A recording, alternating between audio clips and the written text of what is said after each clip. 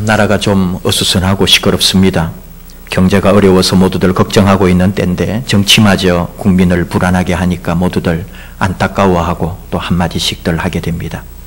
그래도 우리가 위안을 삼는 것은 어느 나라, 어느 시대나 불안했다는 겁니다. 과거에도 불안했고요. 또 미래에도 불안하지 않겠습니까? 또 미국은 불안하지 않겠습니까?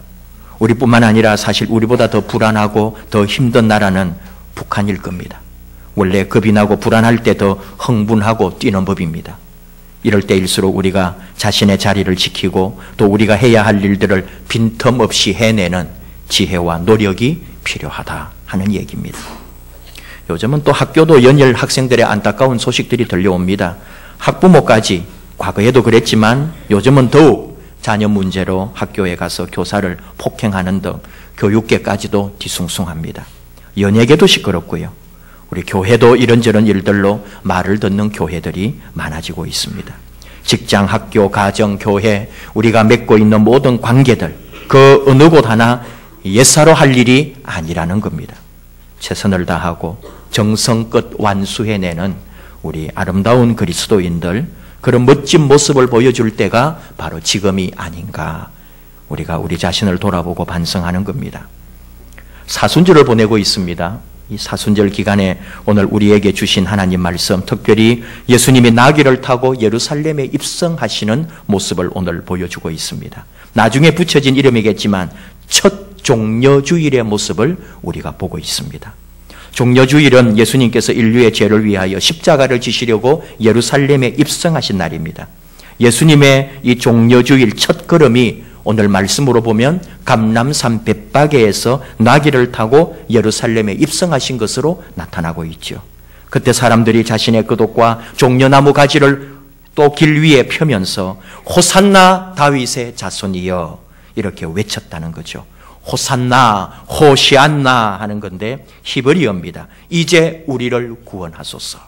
그래서 연결하면 우리를 이제 구원하소서 다윗의 자손이여 이렇게 되고, 또 좀 더 풀면 우리를 구해 주십시오. 새로운 왕이시여. 우리에게 자유를 주십시오. 우리의 왕이여. 이런 뜻이 됩니다.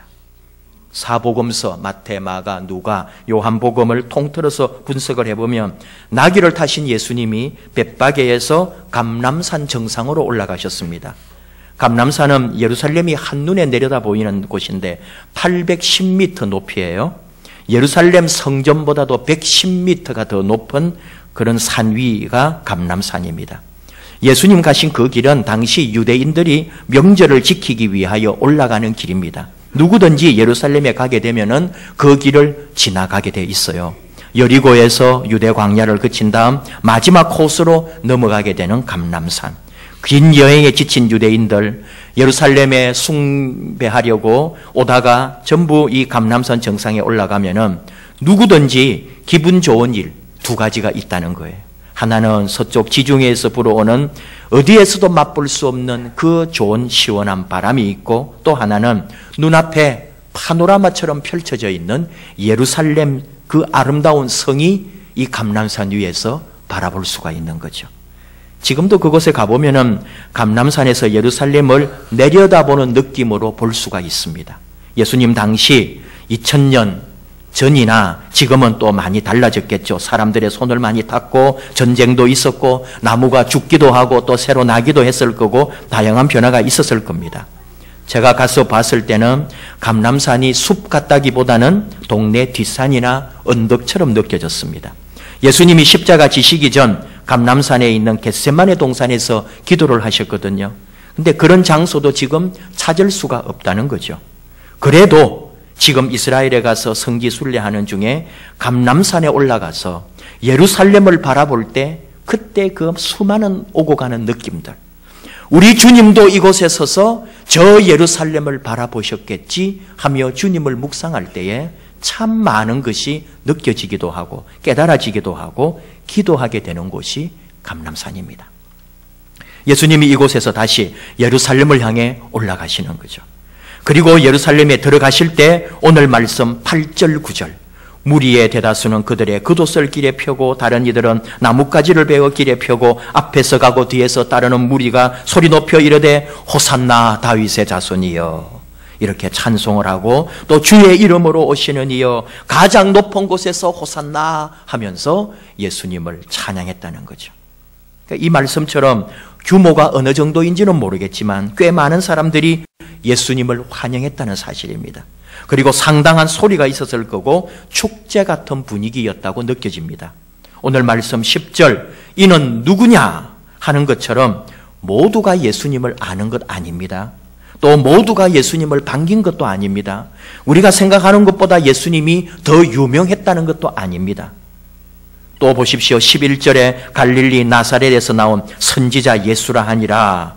이 말씀처럼 그저 이스라엘의 한 작은 지역, 거기에서 난 그 당시 여기저기서 독립운동을 한다고 선지자라고 하면서 나타난 사람들이 많이 있었습니다. 그리고 사라졌습니다. 또 반란죄로 죽어갔습니다. 그런 투사나 세례 요한 같은 선지자가 나온 것으로 보고 믿은 사람도 있었습니다. 어쨌든 그러나 지금 이 순간 오늘 이 종려주일, 첫 종려주일의 모습은 예수님이 예루살렘 입성하실 때 그래도 예수님을 믿고 아는 사람들이 예수님을 환호했다는 거죠. 그런데 예수님은 그 환호하는 사람들을 보면서 전혀 즐거움은 없었습니다. 예루살렘 성을 바라보시면서 눈물을 흘리셨다고 누가는 기록을 하고 있죠. 예수님이 눈물을 흘리신 것과 관련해서 지금 감람산 중턱에 가면은 작은 교회가 하나 있습니다.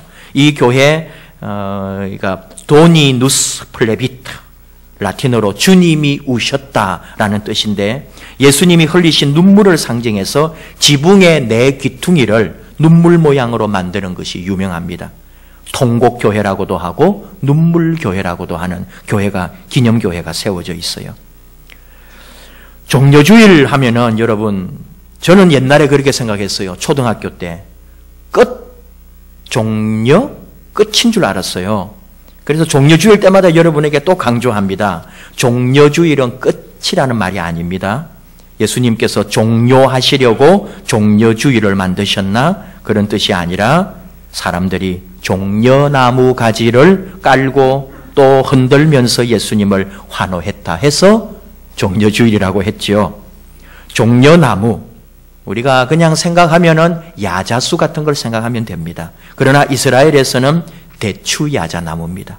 구약시대 종려나무는 번영과 아름다움을 상징했고 또 그 후대에는 전쟁의 승리와 또 왕의 어떤 왕성함을 표시하는 그런 나무가 종려나무죠. 구약 성경에 나오는 기록 중에 신명기 34장 3절 종려나무의 성읍 여리고라는 말이 있어요. 그러니까 여리고의 다른 지역보다도 훨씬 더 종려나무가 많았다는 거죠. 대추야자 열매가 많이 열리는 지역이 여리고다. 그래서 아예 거기를 종려의 성읍이라고 불렀다는 거죠. 재밌는 게 있어요. 여리고와 예루살렘이 대단히 가깝습니다.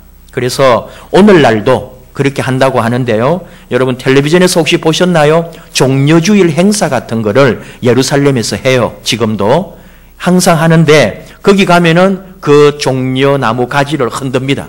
사람들이 이제 그냥 우리가 재연을 하는 건데, 근데 그 종려나무를 어디서 가지고 오느냐? 바로 여리고에서 공수해 온다. 그런 식으로 말을 하더라고요. 그러니까 지금 예수님이 여리고를 거쳐서 이렇게 벳바게로 해가지고 다시 또 예루살렘으로 가는 길. 그러니까 이제 여리고에 종려나무가 많이 있고, 그러니까 주변 가는 길에 또 예루살렘에도 띄엄띄엄 종려나무가 많이 있겠죠. 이스라엘 백성들이 애굽에서 탈출해가지고 광야 생활할 때에 가나안에 대한 꿈을 품었잖아요. 가나안은 젖과 꿀이 흐르는 땅이다. 이것이 이 사람들의 꿈이고 그곳에 가서 사는 것이 소원이었습니다. 우리가 그걸 생각해 보면은 초원에 소들이 거닐고 있어요. 그래서 언제든지 우유를 공급받을 수가 있고 또 기름지고 좋은 땅에 꿀 같은 먹을거리가 시시때때로 먹을 수 있는 아무런 먹거리가 걱정이 되지 않는 그런 곳이 가나안이라는 거죠.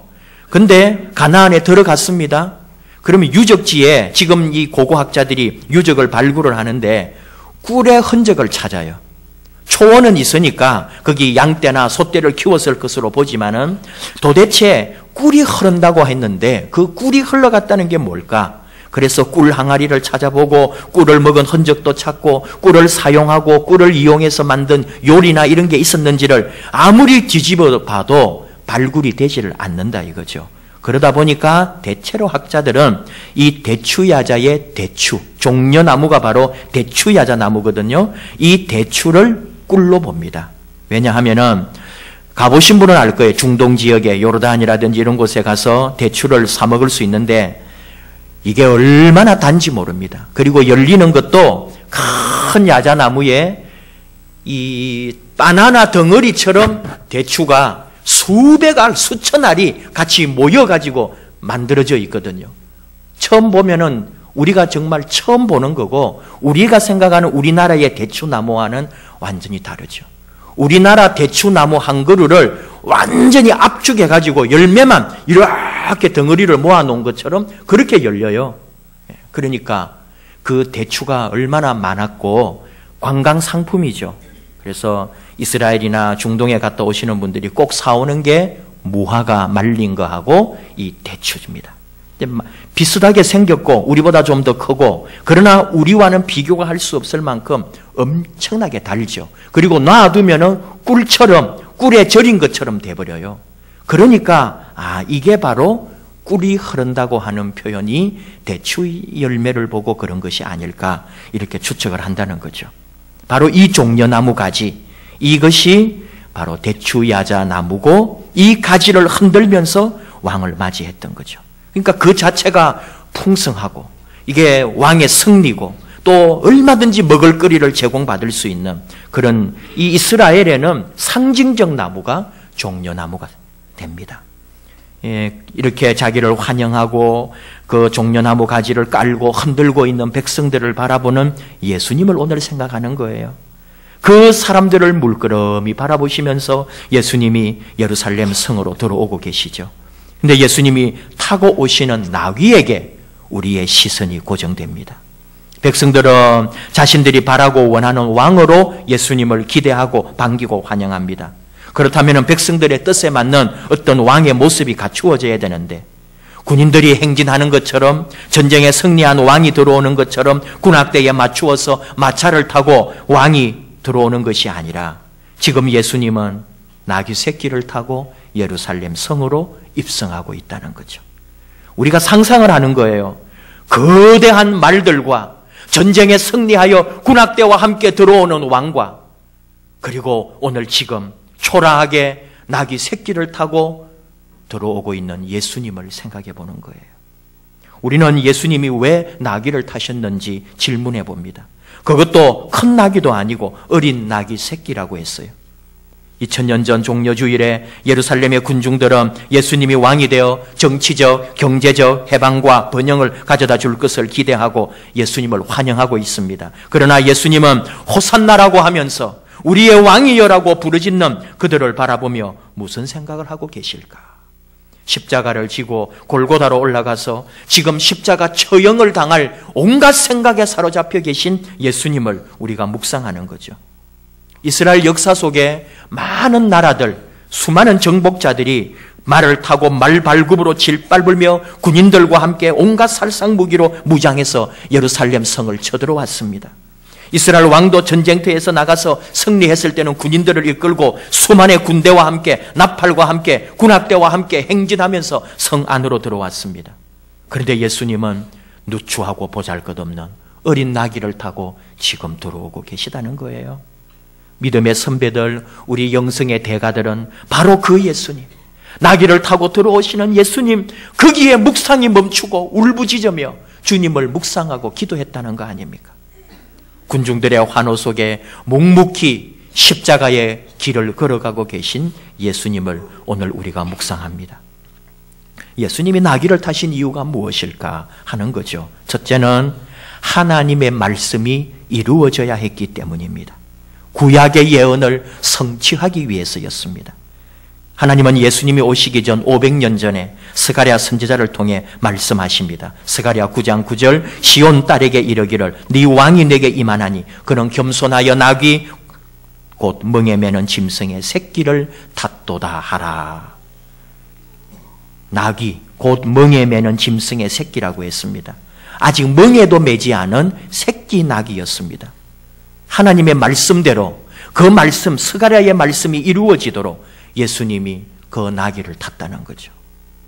우리는 잘 알고 있습니다. 하나님의 사람, 하나님이 기뻐하시고 하나님의 선택받은 백성들은 하나님 말씀대로 되기를 원한다는 거예요. 누가복음 1장 38절 마리아가 이르되 주의 여종이오니 말씀대로 내게 이루어지이다 하며 천사가 떠나가니라. 처녀가 임신을 하는 무서운 사건 속에서 오직 하나님의 말씀대로 되리이다 순종하는 마리아를 봅니다. 로마서 4장 18절 아브라함이 바랄 수 없는 중에 바라고 믿었으니 이는 네 후손이 이 같으리라 하신 말씀대로 많은 민족의 조상이 되게 하려 하심이라. 이삭을 죽이라고 하는 명령 앞에 이 아들을 죽이면 어떻게 합니까? 라고 하나님께 도전한 것이 아니라 설령 이 아들을 죽여도 너의 후손이 저 바다처럼 저 별들처럼 많아질 것이다. 그 말씀대로 될 것을 이삭이 그 말씀을 받아들였다는 거예요. 그러므로 내가 비록 이 아들을 제물로 바치라 해서 죽이지만 하나님은 하나님 말씀대로 후손이 저렇게 많이 만들어줄 거다. 말씀대로 될 것을 믿었다는 거예요. 말씀대로 될 겁니다. 이걸 우리가 믿어요. 두 번째로 예수님이 나귀를 타신 이유는 겸손하신 예수님을 보여주고 있기 때문입니다. 스가랴 9장 9절에서 말씀해요. 그는 겸손하여서 나귀를 탔다고요. 예수님 일찍이 마태복음 11장 29절에서 말씀하십니다. 나는 마음이 온유하고 겸손하니 나의 멍에를 메고 내게 배우라. 그러면 너희 마음이 쉼을 얻으리라. 온유하고 겸손하신 예수님, 불의에 대하여는 정의의 칼을 휘두르지만 매사에 겸손한 종으로 우리와 함께 하십니다. 섬기는 자로 무릎을 꿇고 제자의 발을 씻기는 예수님, 겸손하신 주님. 하나님은 사도 바울을 통해 말씀하십니다. 에베소서 4장 2절 모든 겸손과 온유로 하고 오래 참음으로 사랑 가운데서 서로 용납하라고요. 예수님에게서 배운 베드로 사도 그가 남긴 기록이 많지 않은데 그 짧은 기록들, 그 짧은 편지들 속에서 계속 강조하는 말은 겸손하라는 말입니다. 베드로전서 3장 8절 마지막으로 말하노니 너희가 다 마음을 같이하여 동정하며 형제를 사랑하며 불쌍히 여기며 겸손하라고요. 5장 5절 젊은 자들아 이와 같이 장로들에게 순종하고 다 서로 겸손으로 허리를 동이라. 하나님은 교만한 자를 대적하시되 겸손한 자들에게 은혜를 베푸시느니라. 베드로전서 5장 6절 그러므로 하나님의 능하신 손 아래에서 겸손하라. 때가 되면 너희를 높이시리라. 베드로가 누구에게 배웠어요? 예수님에게 배웠습니다. 그가 예수님에게서 배운 것 겸손하라 였습니다. 멍에 매는 짐승, 이 말은 고된 일을 하는 짐승 이런 뜻입니다. 우리는 나귀를 잘 모르죠. 많이 볼 수도 없고 실감이 나지 않지만 이 나귀는 사랑받는 짐승이라기보다는 고생만 하다가 힘이 없고 늙고 병들면 버려지는 그런 짐승입니다. 근데 예수님이 이 짐승을 탔다는 거예요. 볼품 없고 다 써먹고 나면 버려버리는 그런 짐승. 그것도 새끼 나귀. 예수님의 겸손 외에는 이것을 이해할 수가 없는 거죠. 예수님의 겸손을 배울 수 있습니다. 세 번째로 예수님이 나귀를 타신 이유는 예수님이 정말 왕이셨기 때문입니다. 군중들이, 백성들이 종려나무 가지를 흔든 것은 새로운 왕에 대한 기대였거든요. 사람들은 새로운 왕이 나타나기를, 저 사람이 정말 왕이 되어서 이 나라를 해방시키고 우리를 이 가난과 질병에서 뭔가 좀 도와주기를 바라는 마음이 있었어요. 그래서 왕이시여 하면서 그분을 찬양하고 맞았습니다. 정치적 독립과 해방, 나아가서 우리의 질병을 치료하고 영적으로는 악함, 마귀와 귀신의 세계를 몰아내고 자유의 세계, 그런 세계를 만들어달라는 염원이 있었거든요. 지금 우리에게도 마찬가지입니다. 우리의 영혼을, 우리 마음을 다스리고 지배하고 우리의 참된 왕이 되시기를 우리의 믿음입니다. 예수님은 우리 마음을 또 지배하고 다스리려고 오신 진짜 왕이시거든요. 우리는 우리 마음속에 주님이 있음을, 내 모든 것, 내 마음에, 내 성전에, 내 육체에 왕으로 주님이 오셨다는 것을 다시 한번 믿고 인정해야 합니다. 네 번째로 예수님이 나귀를 타신 이유는 우리의 순종을 보기 위함 때문입니다. 오늘 말씀 1절 두 제자를 보내시며 했습니다. 또 그 다음부터 맞은편 마을에 가서 매인 나귀 새끼를 함께 있는 것을 보고 풀어서 내게로 끌고 오라. 누가 무슨 말을 하거든 주가 쓰시겠다고 해라. 두 부류의 순종이 나오죠. 제자들의 순종. 밑도 끝도 없이 옆마을에 가서 나귀를 좀 끌고 와라. 물어보지도 않습니다. 그냥 말씀에 순종한 제자들이 있습니다. 그리고 또 내 말을, 내 나귀를 누군가가 끌고 가는데 이거 왜 끌고 가시오? 주님이 쓰실 겁니다. 말없이 그 나귀를 내어준 주인의 순종이 있습니다.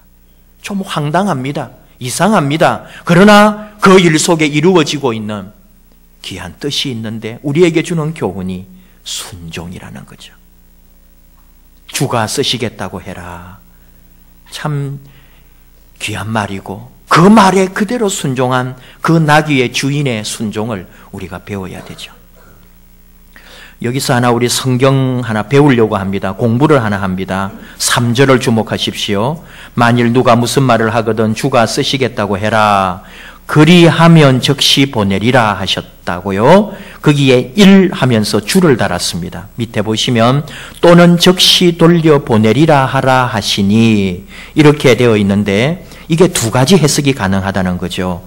하나는 주님이 쓰시겠다 하라 그러면은 즉시 보내줄 거다 그런 말이 되고요. 또 하나는 주어를 바꾸어 보면요. 주가 쓰시겠다고 해라. 그리하면 그 사람이 즉시 그리하면은 우리가 다 쓰고 나서 즉시 보내줄 거다. 무슨 말인지 아시겠어요? 그 해석이 두 개가 다 가능하다 이거예요. 헬라어 원문에서는. 그래서 줄을 달아놨죠. 그냥 우리가 제일 그 말대로 하면은 주님이 쓰시겠다고 해라. 그러면 그 사람이 즉시 보내줄 거다. 그런 말도 되고 또 하나는 주가 쓰시겠다고 해라. 우리가 다 쓰고 나면은 즉시 보내주겠다. 이 해석이 다 가능하다는 거예요. 그러니까 여러분 꼭 재미있는 게요. 이단들은 이런 말씀들을 똑 찾아내가지고 우리한테 너 이 말씀 아니? 하면서 물어보거든요. 그럼 우리는 하나밖에 몰랐거든요. 주가 쓰시겠다고 하라. 그러면 즉시 보내줄 거다. 이렇게만 알고 있는데 그 사람은 또 이상한 말을 하나 넣어가지고 성경 공부를 하면서 우리를 괴롭혀요. 그래가지고 우리가 지죠. 그래서 네 교회 잘못됐다. 네 목사님 무식하다. 너 성경 공부 잘못했다. 이러면서 우리를 막 공격하는 거예요. 자존심을 상하게 해요. 그러니까 오늘 분명히 우리 주도 달아놓은 거 봤고요. 분명히 배웠습니다. 두 가지 해석이 가능하다는 거예요. 오늘 주제는 아닙니다. 오늘 우리가 생각하는 것은 주가 쓰시겠다 하라 할 때에 순종했던 그 나귀의 주인, 그리고 그냥 가서 나귀를 끌고 오라고 하는데 남의 나귀를 풀어서 오라고 하는데 묻지도 않고 따지지도 않고 가서 끌고 온 제자들, 그들의 순종이 오늘 주님의 이 종려주일, 주님의 놀라운 사역을 이루는 열매가 되고 결과가 되었다. 핵심은 순종입니다. 요한복음 3장 36절 주님이 말씀합니다. 아들을 믿는 자에게는 영생이 있고 아들에게 순종하지 아니하는 자는 영생을 보지 못하고 도리어 하나님의 진노가 그 위에 머물러 있느니라. 아들을 믿는 것, 우리 예수 믿는 거 얼마나 소중해요. 그 예수를 믿을 때 우리에게 오는 게 뭐예요? 영원한 생명. 근데 그 영원한 생명은 어디 있느냐? 아들에게 순종할 때 있다는 거예요. 순종하지 않으면 그 영생을 보지 못한다고요. 예수님의 십자가가 의미하는 것 중 가장 귀한 진리 중에 하나가 철저한 순종입니다. 예수님은 죽는 일까지 하나님께 순종했습니다.